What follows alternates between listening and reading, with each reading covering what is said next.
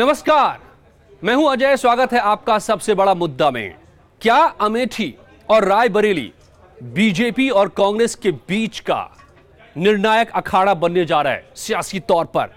क्या अमेठी और रायबरेली में अब बीजेपी की किलेबंदी शुरू हुई है गांधी परिवार के खिलाफ सीधे सीधे? यह सवाल इसलिए क्योंकि अमेठी में फूड पार्क का जो मुद्दा संसद में उठाया है गर्माता जा रहा है। जवाब, हमले और पलटवार सभी कुछ हो रहे हैं। संसद में राहुल गांधी ने मोदी पर सीधा आरोप लगाया कि अमेठी में बदलाव की नहीं बदले की राजनीति हो रही है। आखिर क्या अमेठी फूड पार्क का सच क्या है? क्यों यह फूड प्रोजेक्ट पर काम शुरू नहीं हो पाया? दावा किया जा रहा है कि 40,000 लोगों को इससे रोजगार मिलता, लेकिन अचानक क्यों राहुल ने यह मुद्दा उठाया कि अमेठी और रायबरेली को स्मार्ट सिटी बनाने के केंद्र के प्लान भी जो सामने आए हैं, सीधे सीधे जाकर के वहां अमेठी रायबरेली में स्मार्ट सिटी बनाने की क्यों सूझी केंद्र सरकार को? उत्तर प्रदेश के किसी भी और जगह का नाम अभी तक सामने नहीं आया है, लेकिन अमेठी और रायबरेली का जरूर आ गया है। तो क्या ये एक सोची समझी रणनीति का हिस्सा है केंद्र का? और क्या इस बात के सामने आने के बाद कांग्रेस हिल गई है? उस किलेबंदी का एहसास हो रहा है कि अब उन्हीं के खिलाफ यानी गांधी परिवार के खिलाफ किलेबंदी हो रही है?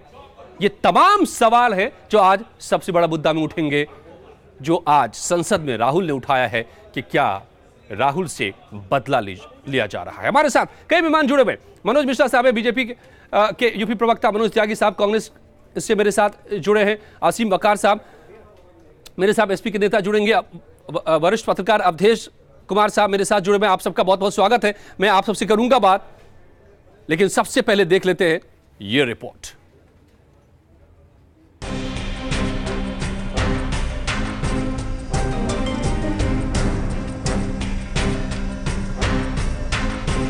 मैं यहां बदले की राजनीति करने नहीं आया, न मेरा वो रास्ता है। मैं यहां आया हूं बदलाव की राजनीति के लिए। प्रधानमंत्री जी ने किसानों से वायदा किया, मजदूरों से वायदा किया कि वो बदले की राजनीति नहीं करेंगे, मगर वो हुआ है। फूड पार्क को कैंसिल किया गया। और अमेठी में फूड पार्क क्यों नहीं बन पाया? देश की राजनीति में अब ये सियासत का सबसे बड़ा मुद्दा बन चुका है। जो मेरी अब तक की जानकारी है, शायद कंपनी ही ने इसको रिफ्यूज कर दिया। केंद्रीय सम्मानित सदस्य ने उसे उठाया है, तो इस मामले को मैं दिखवाऊंगा। किसानों का कोई भला ना हो, ये कोशिश भारतीय जनता पार्टी की केंद्र की सरकार की लगातार बनी हुई है। राहुल को अमेठी में ही चुनौती दे चुकी स्मृति ईरानी ने अब दिल्ली में भी राहुल के खिलाफ मोर्चा खोल दिया है। बांदा से अंबेडकर नगर हाईवे बने, अमेठी, रायबरेली और सुल्तानपुर के निवासियों को इसका फायदा मिले। आज 12 किलोमीटर प्रतिदिन सड़क बन रही है। क्या ये बदलाव की राजनीति नहीं है? ऊंचाहार तक ट्रेन जाएगी, इसका वादा कांग्रेस परिवार की 3 पुश्तें अमेठी की जनता से कर चुकी थी।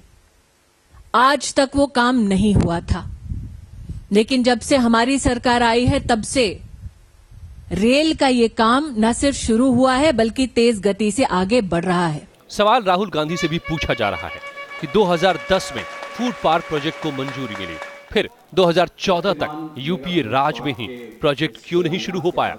अमेठी फूड पार्क के बारे में घोषणा हुई साल 2010 में, जब केंद्र में कांग्रेस की सरकार थी। 8 बार इस प्रोजेक्ट के लिए एक्सटेंशन मांगा गया क्योंकि ये प्रोजेक्ट वायबल नहीं माना गया। राहुल दिल्ली में गरज रहे हैं, लेकिन उनके संसदीय क्षेत्र अमेठी में ही उनके खिलाफ विरोध प्रदर्शन हो रहा है। राहुल गांधी की बहुत अत्याचार, लोगों ने बहुत अत्याचार सह लिए राहुल गांधी के ऊपर, इसलिए लोग अब कोई चुप नहीं बैठ रहा, सभी आवाज उठा रहे हैं उनके खिलाफ। बहुत अत्याचार सह लिए अमेठी की जनता ने। पता नहीं वो विदेशों में कहाँ घूम रहे हैं, और यहाँ पर जनता पूरी तरह परेशान है। यहाँ पर किसान भाई सभी बहुत परेशान है इस अमेठी शहर के। दिलचस्प बात यह है कि राहुल गांधी ने फूड पार्क का मुद्दा तब उठाया है जब मोदी सरकार ने अमेठी को स्मार्ट सिटी बनाने का फैसला किया है। तो क्या बीजेपी कांग्रेस मुक्त भारत से पहले कांग्रेस मुक्त यूपी बनाने की दिशा में कदम बढ़ा चुकी है? और फिर क्या राहुल इसी बात से परेशान होकर अब फूड पार्क का मुद्दा उठा रहे हैं? अमेठी को स्मार्ट सिटी के तौर पर विकसित करने के फैसले के जरिए केंद्र की बीजेपी सरकार एक तीर से दो निशाने साध रही है। जहां एक तरफ केंद्र की मोदी सरकार यह दिखाना चाहती है कि वह विकास के मामले में भेदभाव नहीं करती, तो वहीं दूसरा मकसद अमेठी में बीजेपी के लिए ज़मीन तैयार करना है, जिसका फ़ायदा उसे 2017 के यूपी विधानसभा चुनाव में मिल सकता है। वीडियो जर्नलिस्ट ज्ञानंद मिश्रा के साथ विनोद मिश्रा, न्यूज़ नेशन, लखनऊ। तो ये बदलाव की राजनीति है या बदले की राजनीति है? क्या दरअसल ये किलेबंदी हो रही है और आखिरी और निर्णायक लड़ाई की प्लानिंग है बीजेपी की, नरेंद्र मोदी साहब की कांग्रेस के खिलाफ, गांधी परिवार के खिलाफ? क्योंकि पूरे सूबे में जब कहीं भी जगह नहीं मिली, कोई सीट नहीं मिली, तो ये 2 सीटें मिली थी इस बार के चुनाव में। और अब इन 2 सीटों पर, यानी कि कहें तो दुर्ग पर, जो मौजूदा दौर में दुर्ग बन चुका है गांधी परिवार के लिए, इस दुर्ग पर भी हमला है। क्या मोदी सरकार ने बदले की राजनीति से काम किया है? 10 साल तक यूपी राज में क्या करते रहे राहुल गांधी? ये भी सवाल उठाया गया है। बीजेपी की तरफ से खुद क्यों नहीं करवा लिया उसी वक्त ये काम, अब क्यों? ये सवाल, क्या ये आगामी चुनाव में अमेठी से भी कांग्रेस के सफाये की रणनीति है? ये भी सवाल है।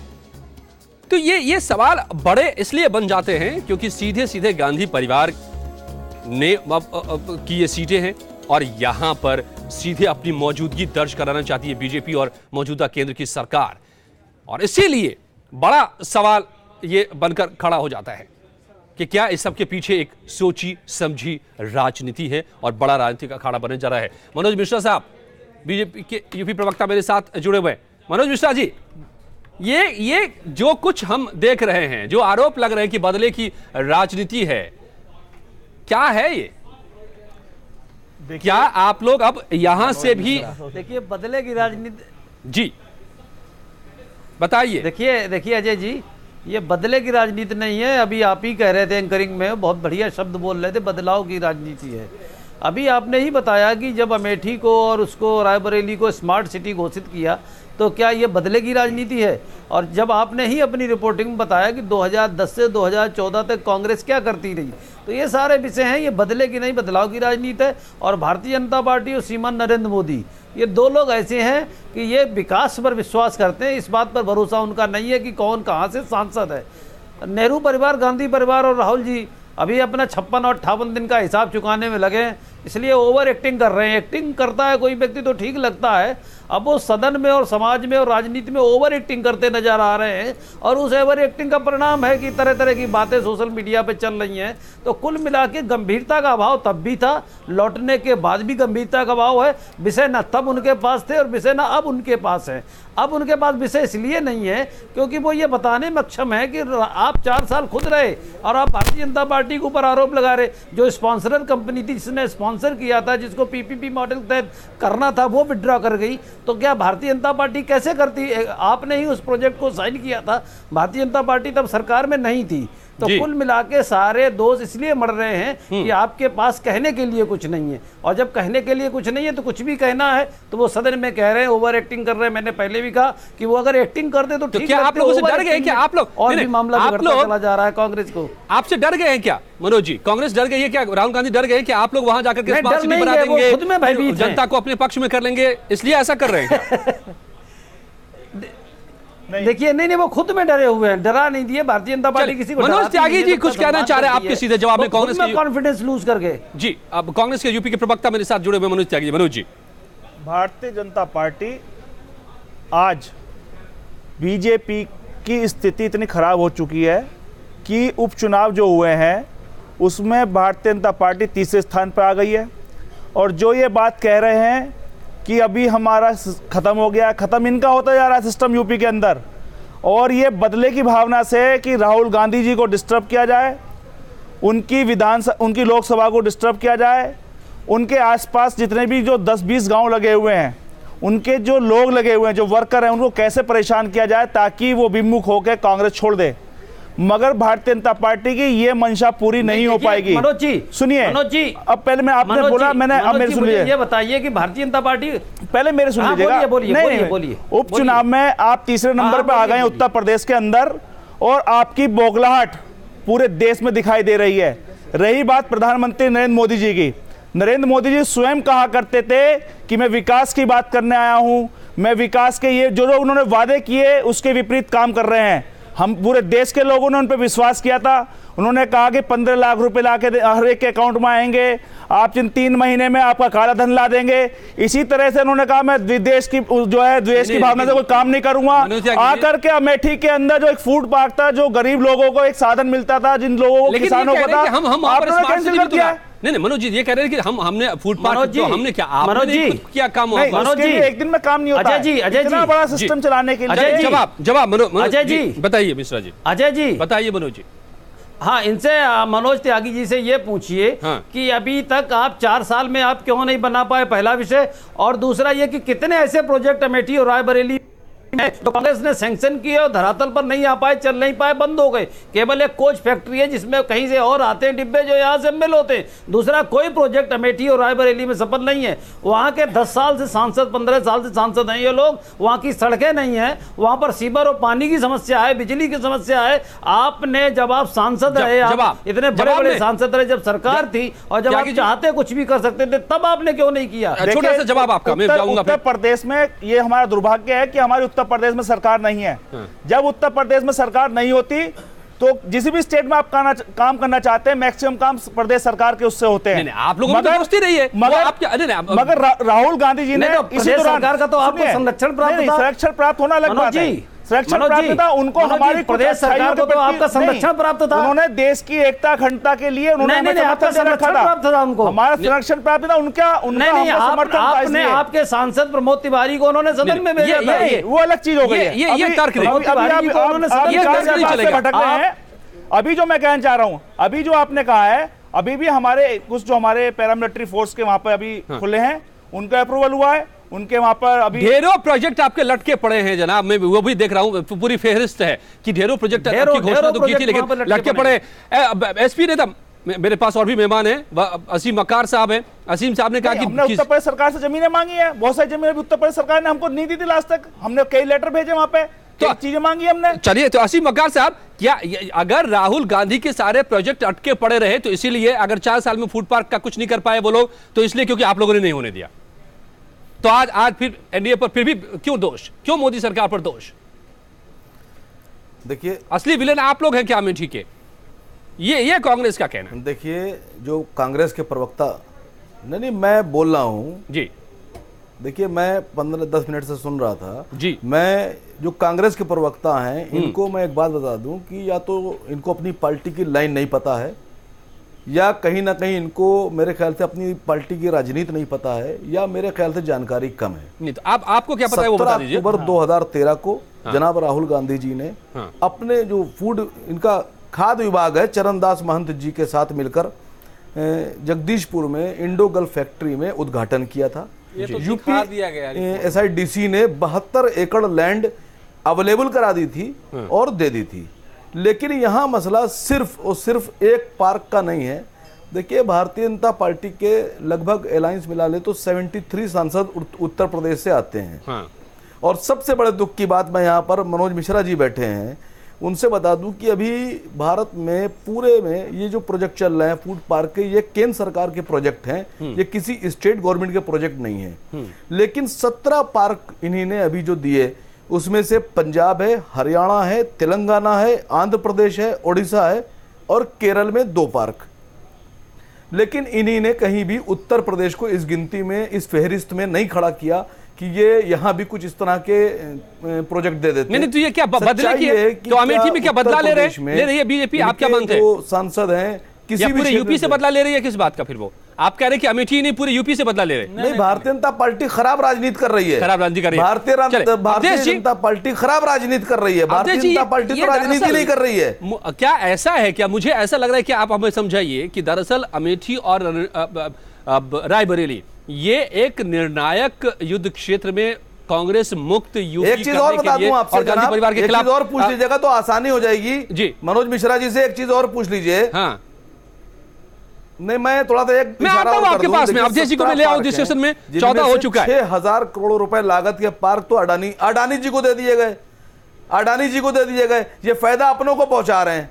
चलिए ठीक है, ठीक है, ये कौन सी सियासत हम देख रहे हैं? नहीं, कोई बात नहीं, आप ये उत्तर प्रदेश के दुश्मन है। अंबानी जी को आपने भी यहाँ दिया था थर्मल पावर बनाने के लिए, और उसका उस पर काफी हंगामा हुआ था, और कई अंबानी को आपने भी दिए थे, और अभी भी आप देने की कोशिश कर रहे हैं, इसलिए मत बताइए। पहली बात तो यह है, देखिए, इसको केवल इसी रूप में मत देखिए कि क्या मतलब अमेठी और रायबरेली का जो अंतिम दुर्ग बचा है उत्तर प्रदेश में, भारतीय जनता पार्टी उसको खत्म करने की कोशिश कर रही है। मतलब ये लग रहा है, ये है नहीं, सरकार के अगर वो विपक्ष की पार्टी है तो उसको कोशिश करने का पूरा हक है, और कांग्रेस को बचाने के लिए कोशिश करने का पूरा हक है, राजनीति है। राहुल गांधी जी ने आज जो प्रश्न उठाए हैं और जो आप उठा रहे हैं, देखिए, इसका 3 पहलू है।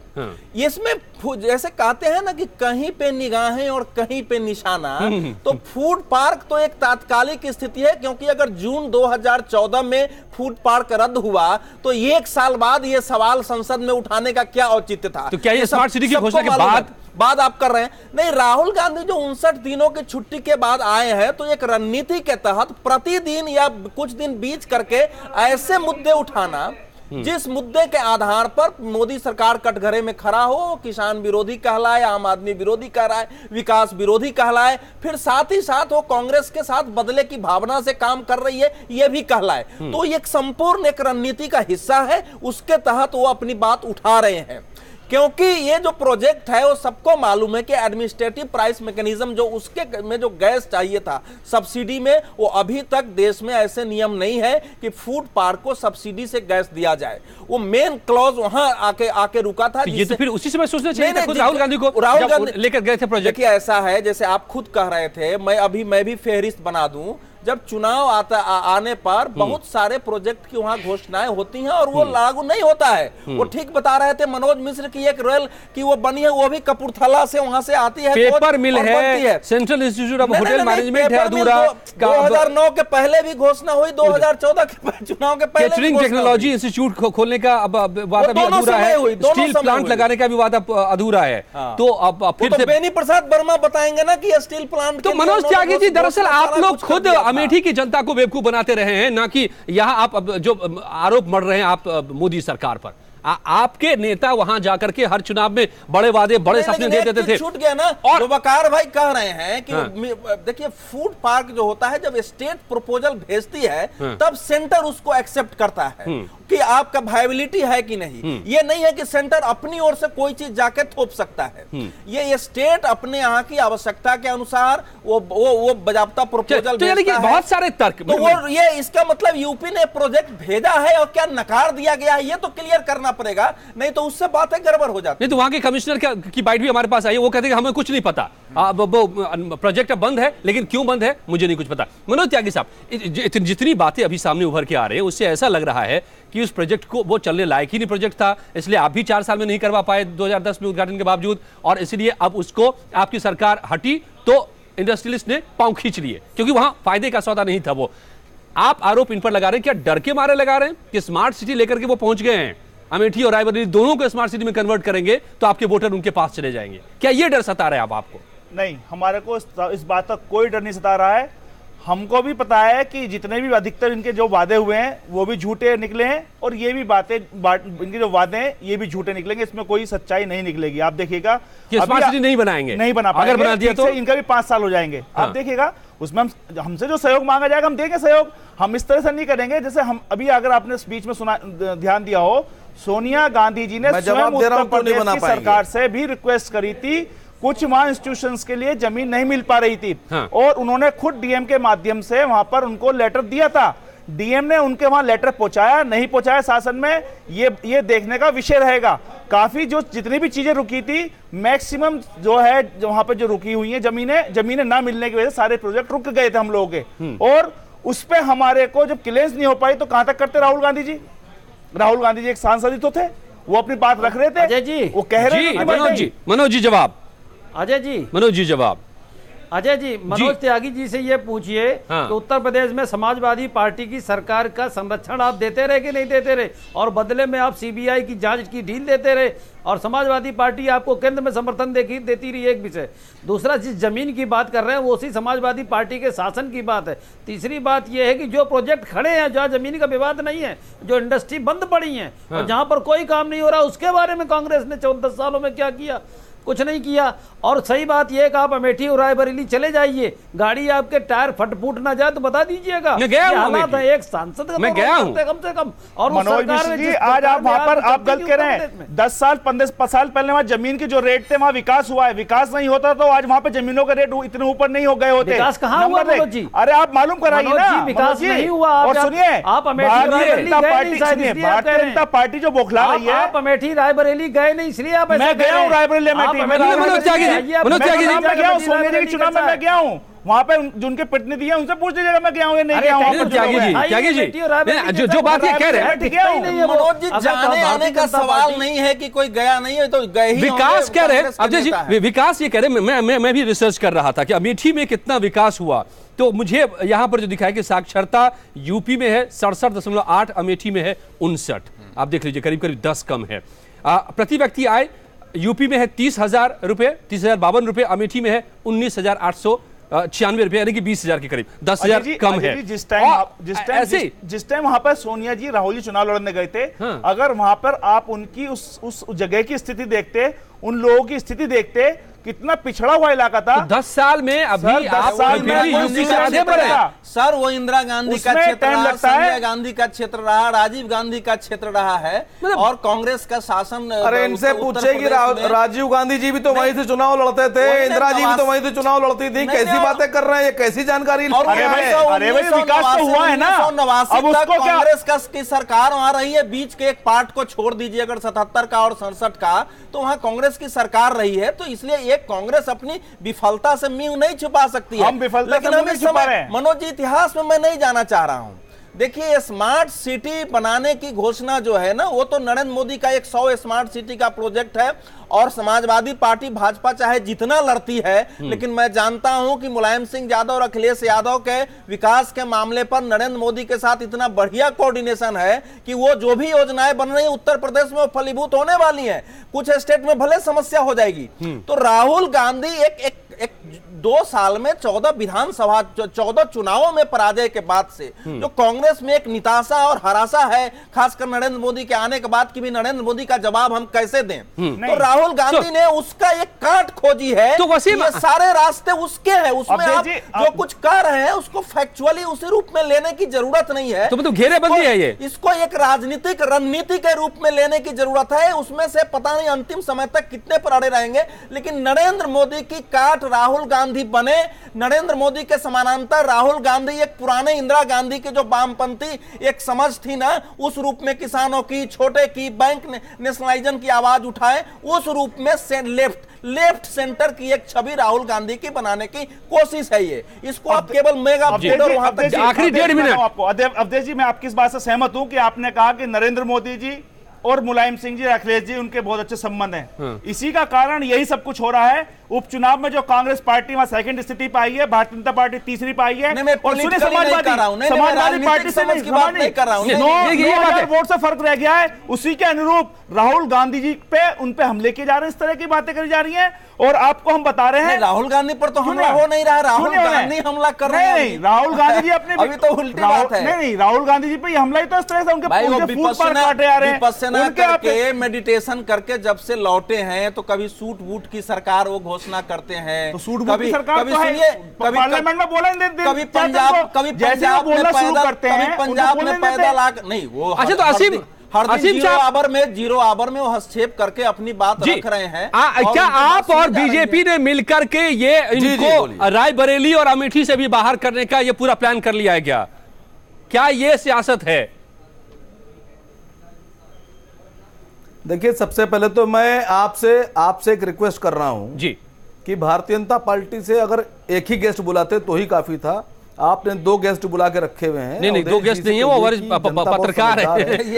पत्रकार की हैसियत से आए हैं तो पत्रकार जैसी। चलिए, आप अपनी बात कहिए, मेरे पास 1 ही मिनट है। आप जल्दी से बात कर दीजिए आप। देखिए उनके जो भाषण हैं या बातें हैं, छोड़िए उसको, आप अपनी बात कह दीजिए। नहीं, उन्होंने जो आरोप लगाया ना कि बीजेपी के बारे में कि नेताजी और अखिलेश जी, नहीं छोड़िए, कैसे बहुत बड़ा आरोप लगा दिया है, इसका मैं खंडन करता हूं। नहीं, खंडन अवधेश जी से डायरेक्ट सरकारों के बीच कह रहे हैं, केंद्र और राज्य सरकारों के बीच अच्छा संबंध है और ये होना भी चाहिए। मेरी बात सुन लीजिए, मेरी बात सुन लीजिए साहब, मेरी बात सुन लीजिए। अवधेश जी पूछिए कि ये वही प्रधानमंत्री जी हैं, ये वही भारतीय जनता पार्टी है जो चुनाव से पहले कहती थी मुझे पता है दाऊद इब्राहिम पाकिस्तान की फला कॉलोनी में है, और आज वही भारतीय जनता पार्टी और वही प्रधानमंत्री जी कह रहे हैं कि हमको नहीं पता दाऊद इब्राहिम कहाँ है। तो क्या देश से धोखा कर रहे थे आप लोग? आपको इससे ये जरूरत होती है बताने की मुद्दे पर अगर आप इस पर बोल दीजिए। आप मनोज जी आखिरी टिप्पणी, समय समाप्त है। बात कही है वो सही कही है, अब वक्त नहीं है, उनके बहुत सारे मुद्दे और भी हैं जिसको समझ।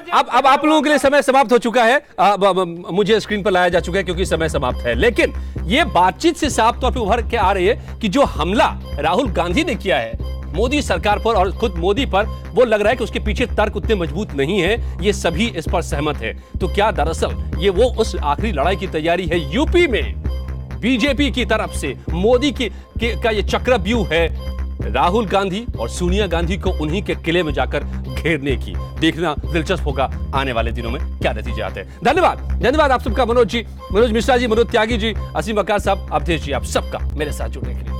ये था आज का सबसे बड़ा मुद्दा। नमस्कार।